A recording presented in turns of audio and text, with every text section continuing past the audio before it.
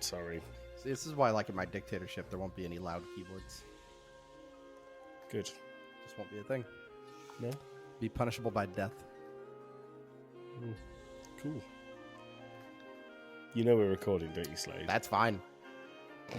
Cool. If you have a loud keyboard, you. Alright, I guess. I have a loud and a quiet keyboard. How does that make you feel? Use the quiet one, please. They're both plugged in. Oh, why do you have two keyboards? So we can do the Hacker Man thing from Kung Fury. I'm Hacker-Man. I'm getting through all the levels. No, do you one think- of them has a number pad, and I use that more often. But the other one's more nice for editing. Have you guys seen Kung Fury? Yes. Oh, it's so good. Yes. Yes. Hello, everybody. I don't know what we're doing here. I wasn't ready to host today's episode, so I'm gonna tell y'all right now, I am not prepped or anything, but we're gonna do it. I'm gonna wing it best way I can. Wing it. Slade, not ready, but suggested we record this episode 8 hours ago. Ireland. Yeah. Well, I got distracted with other things. Slade has a life island, is what I'm hearing. There. That's Disgusting. basically what it is nowadays. I just have a life. Yeah, he's all loved up, and that's it. Yeah. It No happened prep, all of a all sudden. love. Disgusting. So I don't know. Do y'all just want to keep waffling in this preamble, or do? Oh, I do have something to tell y'all. I forgot. So yesterday, girlfriend and I, we went to a place called Pies and Pints. Right? They serve pizza and beer. Cool. I can get behind that. So we both go. You know, she gets a cider, I get a local brew, and we both order our own pizzas, right? And so you know when you get like a little personal pizza, it's like on that little metal tray or whatever. Sure. Yeah. And then they give you like a plate to normally use, but because we both got our own personal pizza, we were just eating off the metal tray and then putting the like pizza crust on the plate, right? Sure. Wait, why were you putting the pizza crust on the metal plate? Not on the metal plate, on the plates that you're supposed to be eating off of. Why, We were why don't putting you just eat the crusts? because the crust. No. Anyways, so It sounds like what you want is a quiche. It's literally a meal that's made on bread, so you can eat the whole thing. the crust an was open burnt plan and a little, sandwich. it was a little burnt and Okay. too crispy for my liking. If it's burnt, that's different. Yes. Send it back. So well, no, it took too long to get anyways. So Sounds like a terrible service. Slade. anyways, well, hang on. I want to get to the service. So we're putting them on this, and the waitress comes up, and oh, how's everything? Oh, good, beer's good, pizza's good. And she goes, oh, that's great. Let me get this for you. Now, we've all done a bit in food service. In my mind, as well as yours, that should mean that she would grab that plate that has our pizza bones on it, right? Like the crust. Mhm. She would just grab that plate and take it away. Yeah. Instead, she just took her hand and just grabbed all of the crust that we've been eating off of that has been up against our mouths and just took it away. And no gloves, just raw dogged. Did she just leave the plate? Yeah. So you have a waitress carrying your food with her bare hands Yes. and a dirty plate left on your table. Yeah. This sounds like somewhere I'd never want to go. Maybe Yeah, put it have on you- the travel agent. Have you named the place, Slade? Yeah. Pies and Pints. Pies and Pints, yeah. We'll put it on the Don't travel go agent there. bit. Pies and Pints. It's in the East Chase Shopping Center. You'll never see me there again because it was also way too expensive. And they burnt your pizza. Yeah, we spent like $60 on lunch. Wow, that's far that's too much. a lot of money. Yeah. Did you tip afterwards? Yeah. Uh, Especially how because much? she just raw dogged my 20% And- like always. Oh, so you said to her, you did a great job by handling my food with your bare hands. Literally just grabbed, no gloves or anything, just Thank you so much for taking the food from my plate without taking the plate. yeah. All right. So I guess I don't really know where to go. Do y'all want a question, or do you want me to just introduce the episode? Because I'm.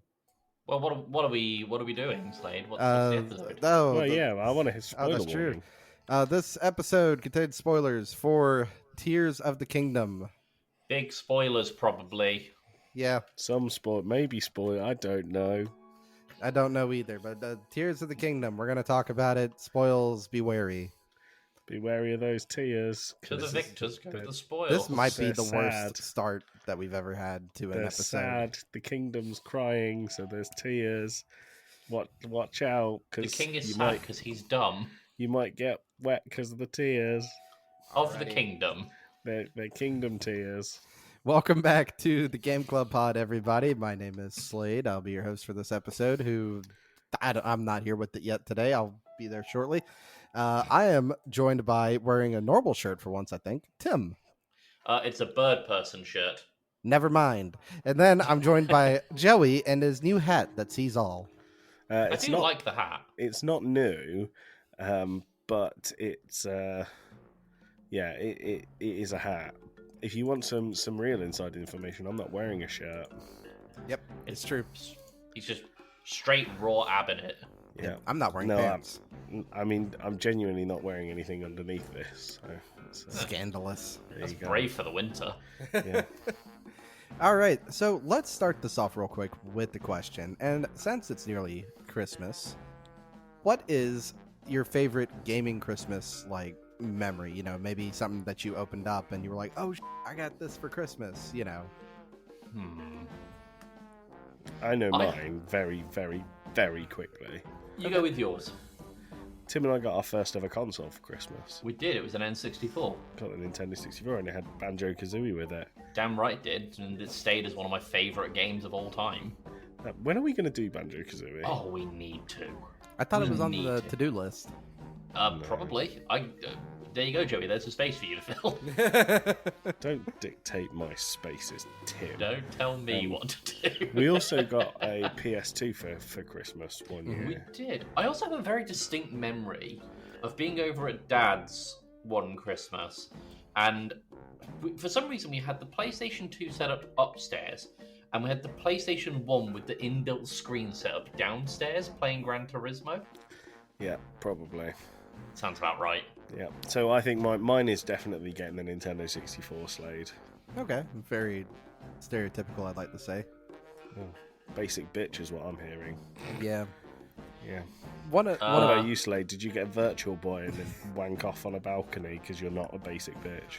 I did actually have a Virtual Boy at one time, believe it or not. Cool. Yeah, I found out my parents sold it for $5 at a yard sale and got very annoyed with that. Woof. Yeah, yeah. How much are they worth now? Couple A hundred. lot. Yeah. So I think mine would probably be getting the GameCube, actually. Not that I'm that much younger now, because I also had the 64 and the PS2, but I think it's the GameCube because I also got Mario Sunshine with it, and that's by far my favorite Mario game. No, it's just sounding kind of basic if you ask me, Slade. That's fine. I'm trying to think of one. Watch out, Tim. Make it interesting, or Slade will insult your childhood memories. Is that not what I'm supposed to do?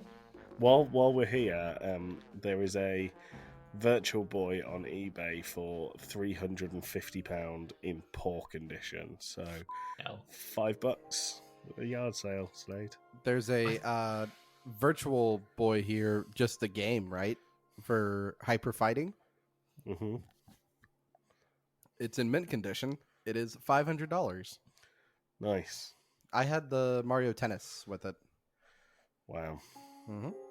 I think for me, it probably would just be that, Christmas family round and PlayStation upstairs, PlayStation downstairs thing. I don't know why that's the one that's sticking to me right now. Nice. Basic as it is. Yep. Basic you bitches, all of us. bitch.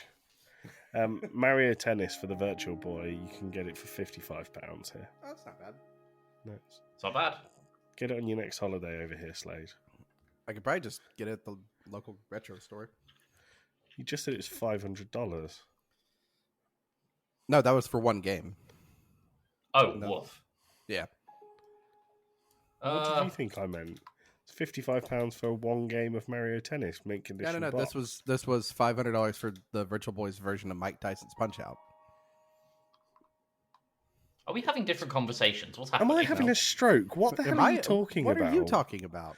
There is a copy here of Mario Tennis for the Virtual Boy, boxed and in mint condition. Just the game, £55. Just Yeah. as you said, it was the same for $500 in the US. Today we will be talking about Tears of the Kingdom. Tim, I'm sorry. As No. the middle I of wasn't this talking about conversation- tennis.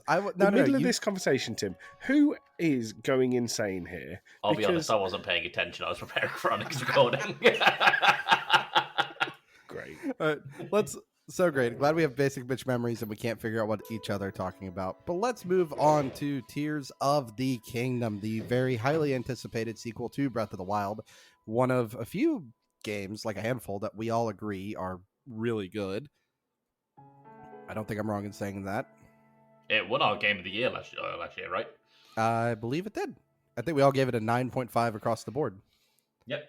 So the sequel came out. It originally started as DLC, but slowly morphed into its own game due to all the extra mechanics. A little fun tidbit about the game is that it was originally done in 2022, but they waited till 23 to polish it and finish it up. It was released on May 12th. It hasn't really gotten anything yet, other than we could say a 10 out of 10 from IGN, so it's made that list. 95% from Google users. At the time of recording, it's up for Game of the Year. Yeah, it's nominated for, it did win the Game Award Most Anticipated Game in 2022. Nomination for Game of the Year this year. And let's get into it, shall we? I'm going to start with Joey. I want to pull the... I don't need to say Band-Aid, to be honest with you, because I think Joey and I might be in the same boat on this. So I have notes, Slade. That's fine. Have your notes. I can't show you because they're written on Notepad, so I have a full screen of notes. Okay. And I'm really sorry. I'm just going to rattle through it. So, Joey started this game with all of the excitement and wonder of a Zelda game. Under 30 minutes had passed, and that was sucked out of me. So, my first takeaway, don't make your tutorial 4 hours long. The whole thing felt tedious and patronizing. After playing the tutorial and being met with a scene where you're falling from the sky, when you land, Link felt like his old self. There was a sense of familiarity about the whole thing. And when you get into the game, where you have an open world, the semi-familiar weapons and enemies, you do, however, need to find the new things, like fusing items and mech things. I couldn't remember the exact name for the mech stuff. Being the second Zelda in this world, it really actually just felt like a big expansion rather than a release of a whole new game. And I actually think it would have served better as a huge expansion to the previous Zelda game. Each time I booted the game up, I felt like I was in the middle of something far too big. Usually in these kinds of games, bigger is better. This felt overwhelming. The crux of the game for me is that I couldn't get immersed as there was way too much to do at any one time. However, I didn't feel like everything I played was bad. On the positives, the art style was still stunning. For the game to be almost instantly recognizable and the size that it is a huge plus. The fights felt tight as ever and Hyrule felt alive most of the time. Every time I got fired into the sky, it felt pretty cool, even if it was a little bit repetitive. When you look at the other side, however, I think there are things where my thoughts can be considered controversial. I think NPCs, for the most part, were bland and unmemorable.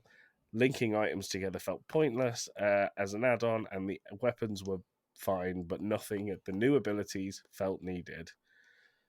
Don't expect this to be as good as Breath of the Wild. And if you read back all of the first letters on the lines of my thoughts, you get my true thoughts on the game. Just play Breath of the Wild. Wow. That's why you wanted it uninterrupted. Exactly. Very good, Joey. Very good.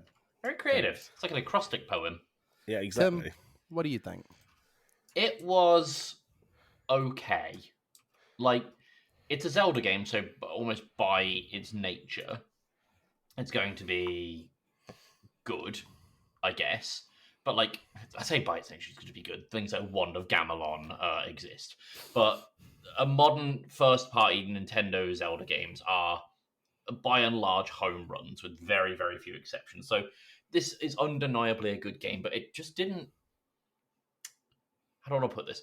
Do you remember when we played Breath of the Wild and you were playing it for the first time and there was this sense of wonder about behind every single hill and nook and cranny? Yeah. I didn't get that with this, like, at all. But it's weird because to me this is on a objective level a better game than Breath of the Wild in terms of like mechanics, expansion. It's more of the same. Like it's a great sequel, but it just didn't hit me in the same way that Breath of the Wild did.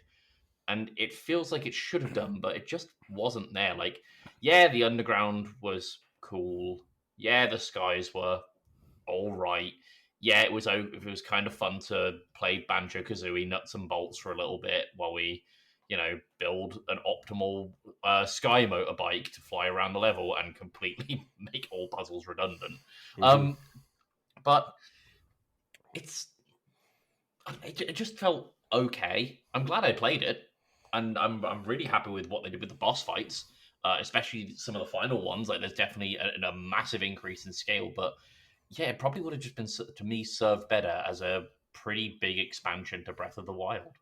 Like, but then on the other hand, Link and Hyrule and Zelda are synonymous with each other. So if you do come out with another open world sequel, which AJ Numa has said that he wants to, like he wants Zelda to go open world, kind of like as their main direction, how do you expand on that in a Zelda game? There are people that are paid to work this out. I'm not paid, obviously, to work this out, but I think the developers were left in a really tricky situation with this, and I think a lot of that shows. Like a lot of it feels like Breath of the Wild afterthoughts. I feel like the point of it being an expansion is really like they should have never said it was going to be an expansion, because I don't agree. I don't think that underground bits of Hyrule were worth having. I thought they were pretty annoying, to be honest. I thought the Sky Islands were quite cool, but I feel like if you just had the Sky Islands, it's not enough to feel like a brand new world. No. So if they had that as an expansion, I'd be all for it. I'd be probably still playing it, but yeah, it just didn't feel like its own thing. So, but there's clearly a lot of love behind the developers that's been put into this game, like, and a lot of like thoughts and details that they've taken into consideration. Like the light shrines underground directly translate to where the temples are in the above ground, for example. That's a really cool thing that you can use. A player can work out to like traverse and find things. But then it just feels like there's a lot of really weird oversights with the game. Like a lot of the bosses can be really trivialized by Zonite stuff that feels like you get way too early. Zonite being the mech stuff. But the last big thing that I took away from this, and I want to know if you guys had the same experience, did you guys get like a little bit turned around with the controls? Like so I brought this up with some people at work. I kept on getting like the Zonite stuff and the Ultra Hand, as it's called, your new funky robo arm that does a bunch of stuff. I kept on getting those controls all kinds of mixed up, and it would take me maybe half an hour per session to get used to. Like the controls felt really unintuitive to me on this pass. I didn't feel that, but I No, can I kind of didn't feel understand where you're coming from. Kind of to wrap up my thoughts, it was good, but it feels like it should have been better. I agree with the latter part of that thought. Slade. So I'm gonna start with the beginning of this. I didn't beat it. Nope. Didn't Am I beat the it. only one who's beaten it? Yep. Oh, I beat this months ago. I've not touched this game in months. I haven't either, because something made me put it down, and we'll get there. I think Joey's right. You start the game off. The tutorial, I don't think it didn't take me 4 hours, but it's a long time. Nevertheless, It's a very long tutorial. It's a really long tutorial. I don't know if it did. It could have. Who knows? I woke up at midnight to start playing this because I was really excited about it. This was all I was talking about. Was how excited I was for Tears of the Kingdom. Yeah. And it's bad to now come off and say I'm not into it and didn't have a good time. You went. I really agree with Joey here though, saying you get down on Hyrule, and it's like, hey, you're right back in Breath of the Wild. Let's do the same 4 things again. Hmm. You know, you run off to whichever people you prefer. Do you go see your favorite himbo with the Zora people? Do you run off to the dickheadish bird people? You want to go see some rocks with the Gorons, or do you want to go get your ass kicked in the desert for a little while? Take a pick. What broke me on this was I get through all that. I do the stuff underground. I go into what do you call into Hyrule Castle. I fight Ganon for the first time, and then I get thrown out to Lookout Landing, the first town that you go to. Hmm. And Pura says, "Hey, oh, there's a 5th person you need to go find. Good luck." With no indication which way to go, nothing to tell you anything. And at that point, I just had to put the game down. I'm like, I'm not going to spend more time on Google trying to sort out what I'm supposed to do next than I am actually playing this game. Zero Fair enough. indication of where to go, what to do, and this map is too damn big if you're going to try to do that. You know, I mean, it's too much. I felt that from the get go. I didn't find the paraglider thing for a very, very long time. Yeah, I had to tell you where it was if I Yeah, remember. and that was weeks after I'd got the game. And when I'm spending more time looking at like a WikiHow page or an IGN walkthrough than I am actually playing your game, yeah, you're just it's too big and you're just missing out on what to do. I'm not saying hold my hand, but say, oh, hey, did you know that if you go back to Kakariko Village, you should talk to not Impa, whatever the girl is who took Impa's name or Impa's place. Paya. Paya. It's like, oh, go talk to Paya. She may help you. Like that. You know what I mean? Just some kind of forethought, or say, hey, I wonder if there's something in the Sky Islands, because it puts you in Lookout Landing, which is below the The start. big Sky Island. Yeah, the start of it. That would be some better direction, but it does nothing, and it's not worth it. Tim, did you find that roadblock as well? I gonna confess I didn't get that far. I didn't personally, but I had already been spoiled on spoilers, the Zonite companion, because the whole thing with this game, instead of having the charms or graces of the champions in Breath of the Wild, that things like Rivali's Gale, Daruk's Protection, Mipha's Grace, and fuck, what's the other one? Slade, help me out here. The one for the desert people. What's the name of it? Oh, Bosa's Fury. Thank you. Thank you. Instead of having the charms for this, you're building essentially a little squad of people, and they are unbelievably helpful in combat for the most part. They're just victims of pathing and AI. Yeah. One thing I did want to briefly mention, I have just thought of this, and it's a really, really big positive to me. It feels like they listened to complaints about the dungeons in Breath of the Wild. If you remember, they were kind of samey in Breath of the Wild. Every dungeon in this game feels unique. Now, I know people said that in Breath of the Wild, but I never really felt that, to be honest. And the dungeons in this felt just as familiar as those. See, to me, I think it was the fact they all have the Zora shrine kind of aesthetic. Like, yeah, the locations of them, like Varnaboris, Varmedo, and all that are all different, but like they've all got the Zora, not the Zora, the Sheik inscribed in that. Oh, whereas you're this talking one's about like the main dungeons. Yeah, the main dungeons. I'm sorry, not talking about the shrines. Okay. No, the main dungeons. Main dungeons are significantly better in this game. Yeah, the main dungeons are done so much better this time around. The one for the Gerudo, personal favorite. I thought that was really well done, and I thought it was tremendous. I'm a big fan of the Rito one, the airships.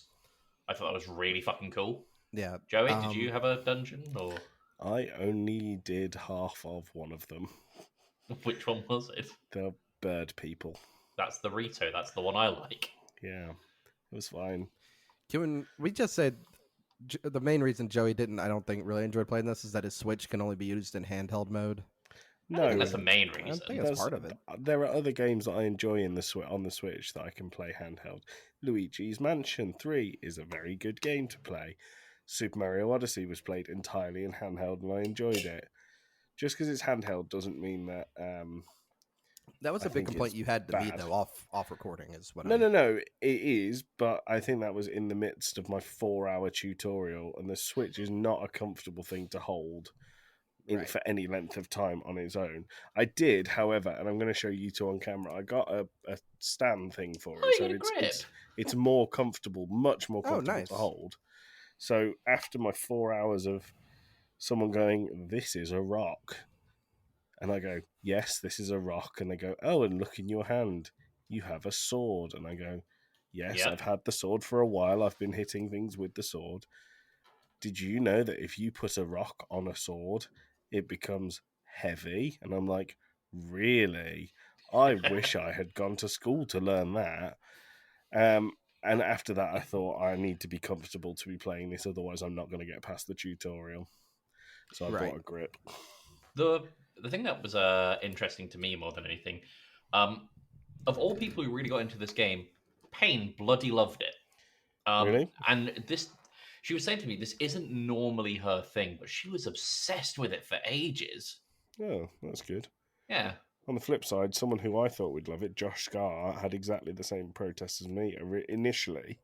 I think he ended up enjoying it, but certainly hated the tutorial, and it put a real dampener on the start of his game. Hmm. Yeah, a lot of people really hated the tutorial of it. But do you remember when this game came out and someone gave it a 6 out of 10?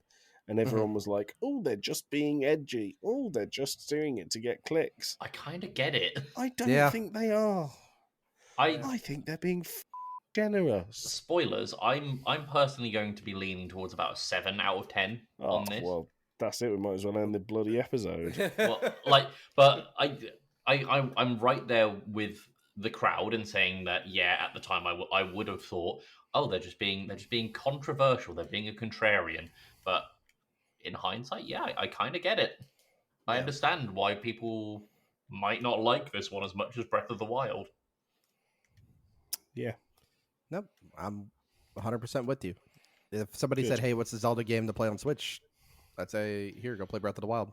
I To be would say honest, if it was you should play it on the Wii U, to be honest. Yeah, but So- like only you and 2 other people have one. That is true. So, for what it's worth, I think if someone had just bought a Switch and said, "I want to play a Zelda game," I'd probably point them to this. But we're having the hindsight of comparing it to Breath of the Wild. If it was someone's first go at a Zelda on Switch, I'd probably say this. I don't think I would.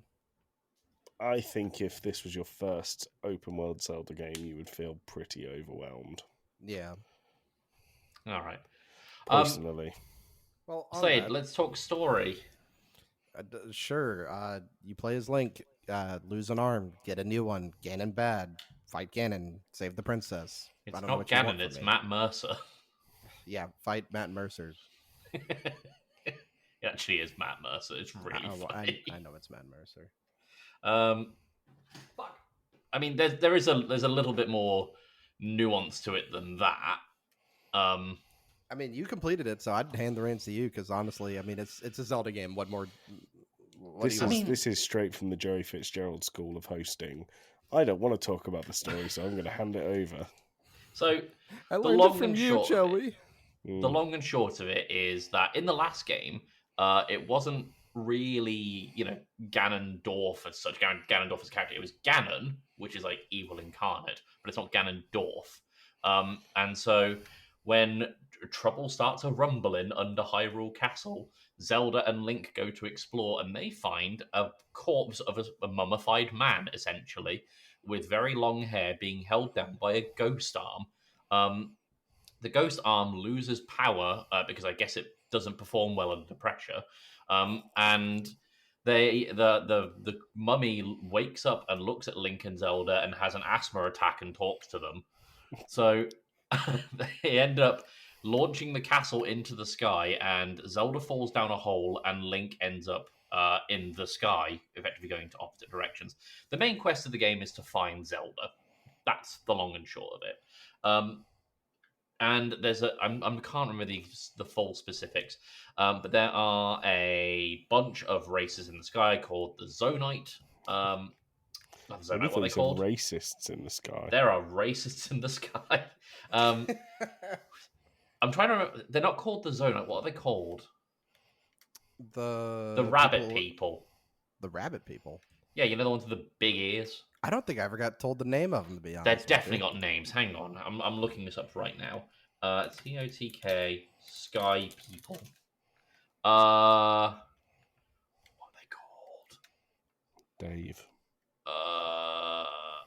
I'm gonna call them Rabbit People because I can't find the name.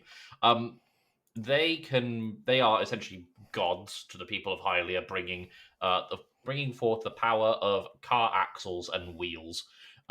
So they were in the past, they're in the future, they're in the present, and they are kind of harboring Zelda, sort of. If you look in the past, it's a little convoluted. I'm not gonna lie. The Master Sword has also gone missing, which it turns out Zelda took somehow. I also had to Google that too, by the way. Yeah, where's the Master Sword?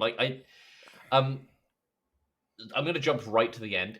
Zelda has turned into a dragon. And that was a I didn't know that. spoiler. yeah, I This knew wasn't been that spoiled because for me. I didn't know that. TikTok ruined that for me on like it's day, a pretty day 2. amazing fight, actually. So the whole thing is that after you defeat Ganon underneath the castle, he becomes a dragon, and you are launched into the sky by the force of his evil. And then who comes along but Zelda with the Master Sword embedded in her skull? So you have to ride around on Zelda the dragon in the sky, falling and shooting arrows at the blights on Ganon to weaken him, so you can pierce evil with the Master Sword, where he'll then throw you off, rinse and repeat. And it's actually a really cool fight, like genuinely quite the spectacle. Well, I'm gonna have to look it up on YouTube later. That's how I describe you, Tim. Yep. A dragon. Looking it Quite up on the YouTube later. spectacle. Dragging my dick across this desk.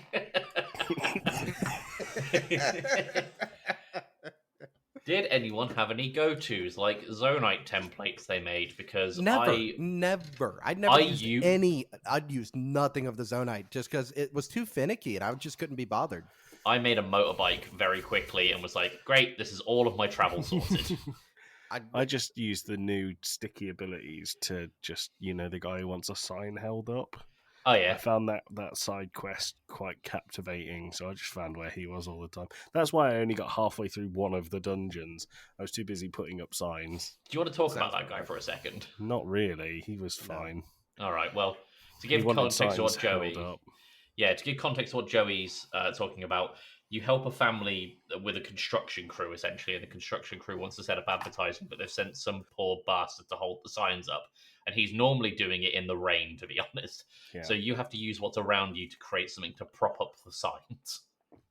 And every time he's surprised. Yeah. I must have seen him at least 20 times. Yeah. And every time I held up the sign, he's like, oh my God, you did it? Hey, wait a minute. Yeah. Yeah. I will say, of everything, I know I've complained a lot. My favorite ability is the one where you can just go up through the ceiling. Yeah. So we should talk about this. Yeah. Ultra Hand comes with a few abilities. So there's effectively a force lift thing where you can carry objects, like telekinesis. Has Slade frozen for you guys? Nope. No. Oh, no. Okay. There's one where you can go through ceilings. There's one where you can merge objects together. What else is there? Is that it? There's one that lets you create templates for mechanical things, which cost you earth money to use.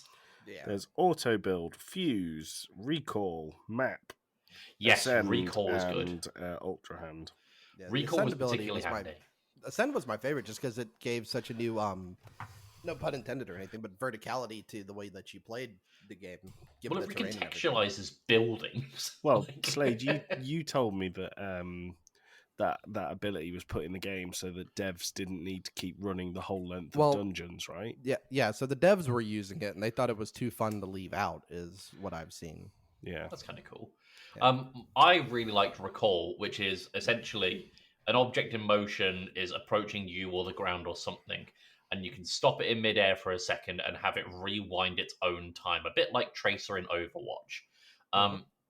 And a lot of the time, you'd see things like rocks falling out of the sky, or if you wanted to get to the sky very quickly, You see a rock fall out the sky, you hit the ground, and you would stand on the rock and do the recall thing, so you end up in the sky along with the rock. Or if you use some of the zonite parts, like there's one called Wing, which is like a big bird, it's like a big paraglider thing that you can stand on. What you could do is attach some jets to it, hold it up in the air and drop it, do recall, and then while it's floating in the air from the recall, do the ascent to go through it, giving you a launch pad to go off. Like, there's a lot you can. There's clearly a lot of flexibility and creativity with this game. I played this game for about 15 hours in the end, and everything you said gave me a headache, Tim. And I think that, like, I know that Breath of the Wild had all of these really fun, unique mechanics where you could do things to make other things happen. You could put balloons on planks of wood and ascend into the sky, and it was all part of the design of Breath of the Wild. I think Tears of the Kingdom overcomplicated it. Yep. And there is such a thing in a video game as too much freedom, in my opinion. And I think that what they did with this was way too much freedom. I don't want to sit on my TikTok account 2 days after the game's out and watch Zonite creations of giant men coming fire, which happened more than once. So this wasn't even in Tears of the Kingdom. This was just what TikTok sent him. Trying so hard not to cough when I'm laughing, but Tim, it was in Tears of the Kingdom. I should clarify that. Yeah, and there were so many tutorials from day one that were like, build this Zonite bike and you'll never need to build anything else again. It's like, okay, cool. There's three items that are very easy to get. This seems game breaking. That's exactly what I did. Well, on the end of all that, should we move on the scores because we already have Tim's? This feels like a very short episode for Tears of the Kingdom. That's fine. I think it's all it deserves. Our Breath of the Wild episode was about an hour and a half, right? Yeah. Yeah. Doesn't exactly bode well. No. All right. I mean, maybe it would if Slade and I could be asked to finish the game. Because I must have finished this in maybe June. We're now in September. Yep. Well, you know, that's life, Tim. Them's the breaks. All right. Let's go to scores. All right, Tim. What 7? Yeah, I'm going with a 7. 7 out of 10. I'm and I recommend. Yeah, I probably would recommend it for someone who hasn't, like I said, for someone who hasn't played Zelda on the Switch before. I'd probably suggest it. But if you play Breath of the Wild, maybe not. Okay. All right. Joey, what you got? Not recommend. Just play Breath of the Wild. I'm giving it a 5 out of 10. Alrighty. I'm also going to give this a not recommend. Play Breath of the Wild instead. But I'm going to give it a 4 out of 10. Oh, wow. That is low. I'm gonna tweet this episode with hashtag Tears of the Kingdom, and you're gonna have so many weebs after you. That's fine. All right. And his name is Slade. This gives it a 5.3 repeating. That seems... I know I'm saying that seems low because I gave it a 7, but that is a lot lower than I was expecting the game to get. What were you expecting? I don't know, closer to a 7. Nope. It's just not as good. Yeah, okay. If Breath of the Wild didn't exist, how would that change your score? I don't think I'd I would probably like bump this up. I don't know. I don't know. Cool. This still isn't going to be in like I'd still rather play Link to the Past than play this. Ocarina of Time? Oh God, no! I'd rather play this. I'd rather play Ocarina of Time. Yeah. Alrighty, so gives it that. Let's I don't know. Do y'all want to? Oh, I have a surprise for you two, but we can't do it until the post amble. I've got a quiz for the post amble as well. Ooh, I've got something for you in the post amble. Might take over the quiz. We'll see. Oof. It's not. We can do both. It's fine. Okay. Alrighty. I guess y'all want to do plugs and we'll move on to the post amble. Yeah, I'd like to plug Slade. Okay. No, you Plug should listen me to in. You should listen to Casting Views and Just Football. Those are my plugs. Yeah. And Talking Smack, of course, but that's a given. It'll be out soon on the 20th on 1 Hour 1 Decision. I went on there and talked about Persona 5 Tactica with those guys. Nice. It's a very good time. on everything. Thank you. Can I ask? And actually, Mhm. does this come out before that episode? It does. I'll ask you off this then. I was gonna say after an hour, would you recommend Persona 5? But I don't want you to spoil their episode. Okay. All right. I just Let's shook my go head with in a Post direction. Listen to their episode to figure out which way it was. It was circular. What's Slade doing next episode, Tim? Slade is finding as many tennis balls that he can. And inserting them into his anus. No. He's throwing them Again. not to dogs, but at dogs. Oh. Can I do Why it at would you cats do that? instead? No. Why I'm would gonna you throw do it at that, cats Slade? instead. For extra fun, he's doing it from the comfort of a golf cart. Hooray. I'm gonna do it only at Chihuahuas though, because they're like the worst dog. You'd obliterate them, they're that small.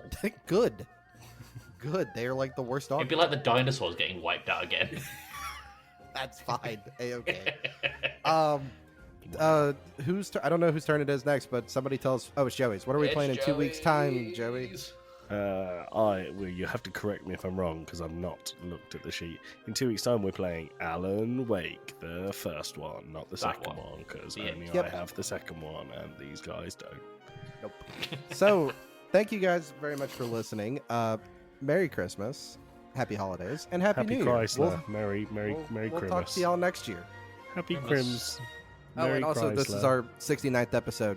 Nice. Thanks, guys. All right, see y'all in Happy the post table. Chrysler. Merry Christmas. Merry Christmas.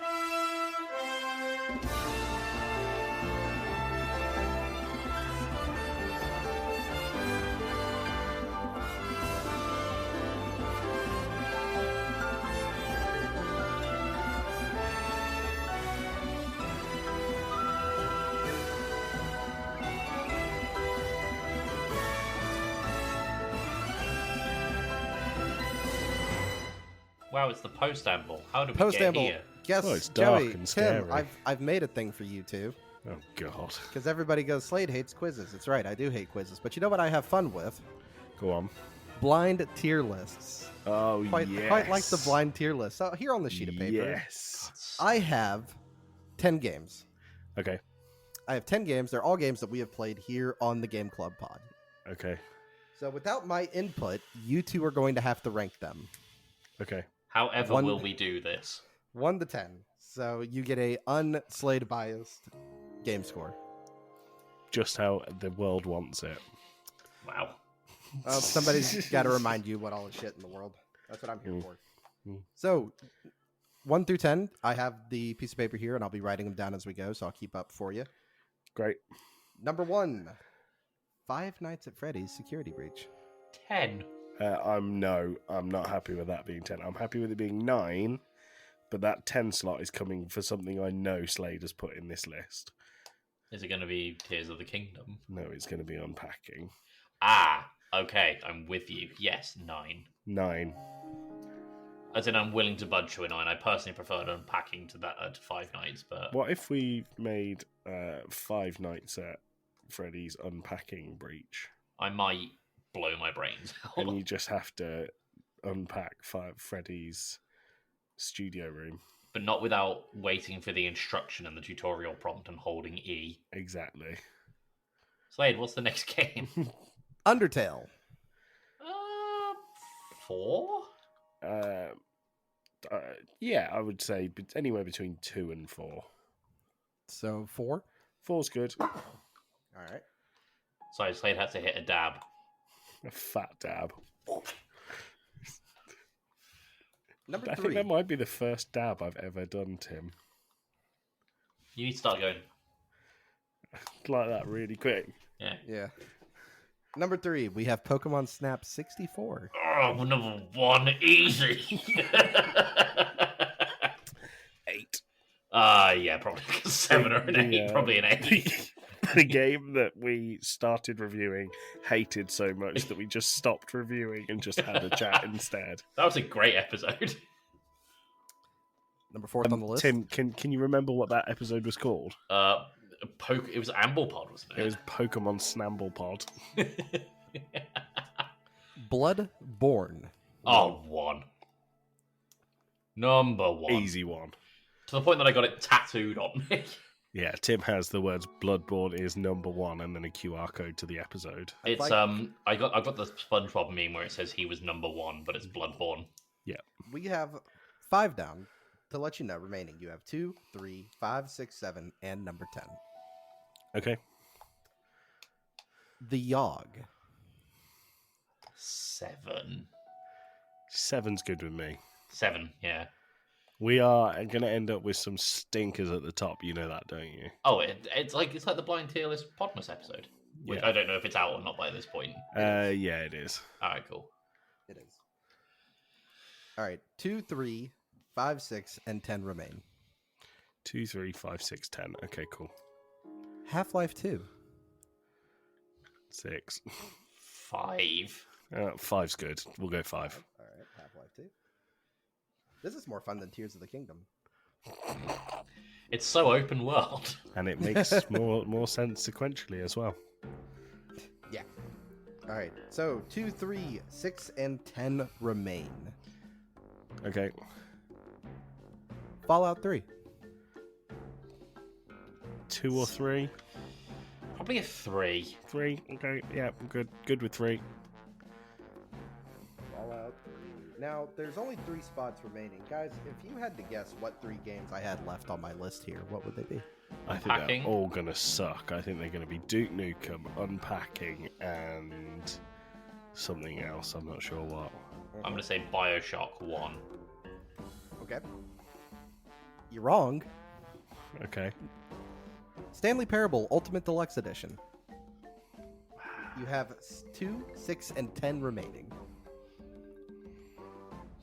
2? I would say 2, but I think I'm thinking too much into this. But I think Slade has probably got Dark Souls 3 in this list. Or something. Yeah. So what are the numbers we've got? 2, 2, 6, 6, 10. and 10. 2, 6, and 10.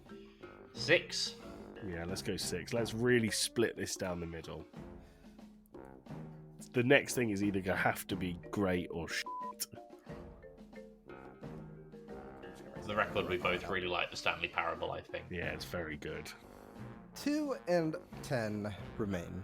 hmm Pizza Tower. 2. Easy 2.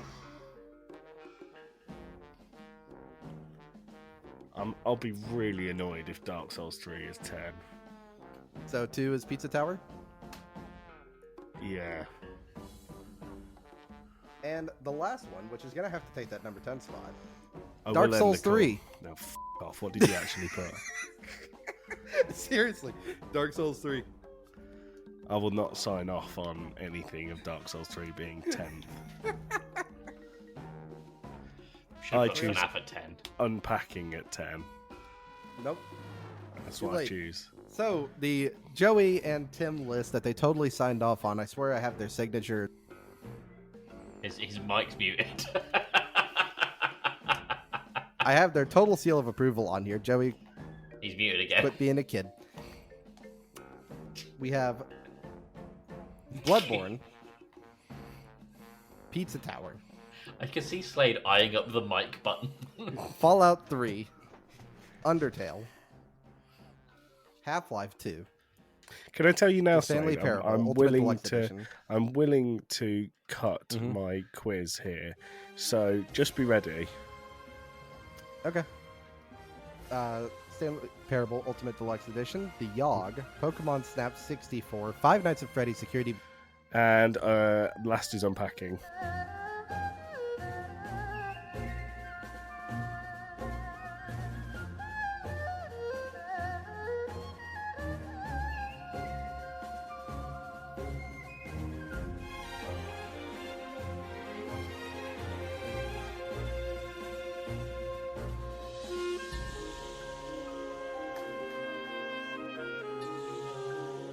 Hello, it's me, Slade. Joey likes to be silly and mute my mic from time to time. And I just want to go ahead and make sure the list gets read off correctly. So in the blind tier list, they're Joey and Tim's chosen games of the games we played on the podcast. Number 1, Bloodborne. 2, Pizza Tower. 3, Fallout 3. 4, Undertale. 5, Half-Life 2. Number 6 is The Stanley Parable Ultimate Deluxe Edition. Number 7 is The Yogg. 8 is Pokemon Snap 64. 9 is Five Nights at Freddy's Security Breach. And number 10 is Dark Souls 3.